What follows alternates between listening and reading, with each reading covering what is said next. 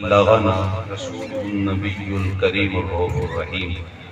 آج پیدا شہ انس و جاں ہو گیا، آج پیدا شہ انس و جاں ہو گیا، دور کعبے سے لو سے بتاں ہو گیا۔ معزز و محترم علماء کرام، شیخ اعظام، عمائدین، سیاسی زعماء، بالخصوص سیدی و سندی استاذی قبلہ جانشین فرید العصر زیدہ مجدہ احباب، السلام علیکم ورحمۃ اللہ وبرکاتہ۔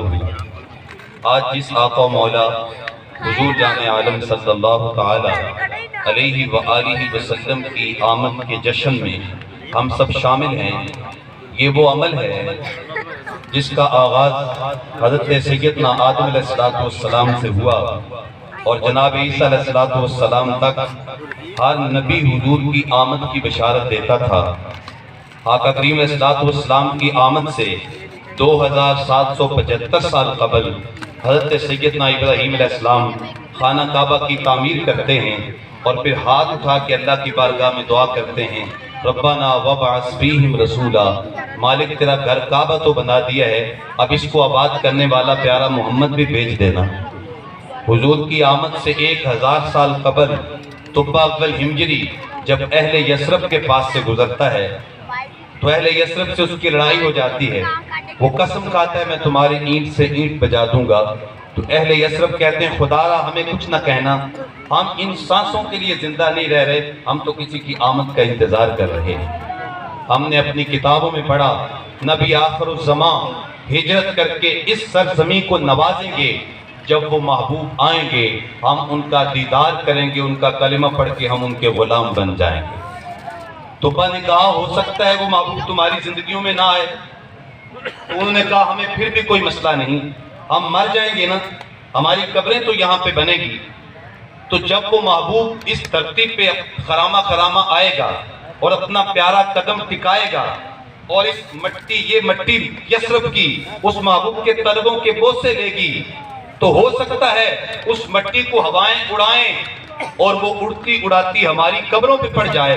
اگر اس محبوب کے قدموں کو لگنے والی مٹی ہماری قبروں پہ پڑ گئی تو ہمیں یہاں رہنے کی معراج مل جائے گی۔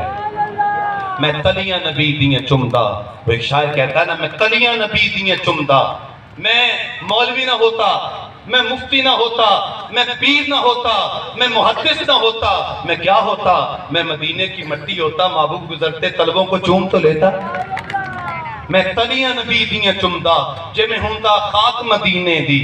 تو آقا کریم کی آمد سے قبل لوگ انتظار کر رہے ہیں اور میرے آقا کی آمد کی دھومیں مچی ہوئی ہیں، اور جب حضور آئے تو کائنات میں تاریکی چھائی ہوئی تھی اور گمراہیوں کے اندھیرے جو ہے وہ گہرے ہو چکے تھے، لیکن جیسے ہی بدوحا کے چہرے کی چمک پڑی پوری کائنات روشن ہو گئی۔ آقا کریم علیہ السلام کی جب ولادت باسعادت ہوئی، اہل عرب بچیوں کو زندہ درگور کرتے تھے، اللہ نے اس سال تمام لوگوں کو بیٹے عطا فرمائے تاکہ لوگوں کو پتہ چل جائے اب وہ آ گیا ہے، بیٹیوں کو زندہ درگور نہیں کیا جائے گا، بیٹیوں کو عزت دی جائے گی۔ آقا کریم کی ولادت باسعادت ہوئی، اس سے قبل انسانیت غلامی کی زنجیروں میں جکڑی ہوئی تھی۔ آخری بات کر رہا ہوں، تو جب حضور پیدا ہوئے تو ایک لونڈی ابو جہل کے پاس ابو لہب کے پاس جاتی ہے، کہتی ہے تیرے مرحوم بھائی کے گھر بیٹا پیدا ہوا ہے، تجھے مبارک ہو۔ وہ انگلی کا اشارہ کر کے کہتا ہے تو آزاد ہے۔ اب ایک چھوٹی سی بات ہے لیکن اس کے پیچھے فلسفہ دیکھیں کہ حضور کی آمد پہ وہ لونڈی کو آزاد کیا جا رہا ہے، اس کا مطلب کیا ہے کہ اب وہ محبوب آ گیا ہے، غلامی کی زنجیریں ٹوٹ جائیں گی، انسانیت کو آزادی نصیب ہو جائے گی۔ پھر حضور کی آمد کی برکت تھی کہ آج کوئی انسان بھی کسی کا غلام نہیں ہے، تمام انسان آزاد ہیں، تو یہ محبوب علیہ السلام کی آمد کا کمال ہے۔ یہ ایک جلسہ کیا، یہ ایک محفل میلاد کیا، یہ ایک ریلی کیا، اگر ہم ساری زندگی بھی حضور کی ریلیاں حضور کی محبت میں نکالتے رہیں اور حضور کا جشن مناتے رہیں، حضور کی آمد کی مجالس منعقد کرتے رہیں، تو اب کے شکر ادا نہیں ہوگا۔ قبلہ عالمی مبلغ اسلام فرمایا کرتے ہیں کہ ہمارے جسم پہ اتنے بال نہیں ہیں جتنے آمنہ کے لال کے ہمارے اوپر احسانات ہیں۔ شعر پیش کر کے اپنی گفتگو کو ختم کرتا ہوں۔ شاعر نے شعر کا اور کمال کر دی۔ شاعر کہتا ہے خرد کی روشنی تھی نہ جنوں کی آگہی، خرد کی روشنی تھی نہ جنوں کی آگہی، تیری رہبری سے پہلے یہ جہاں جہاں نہیں تھا۔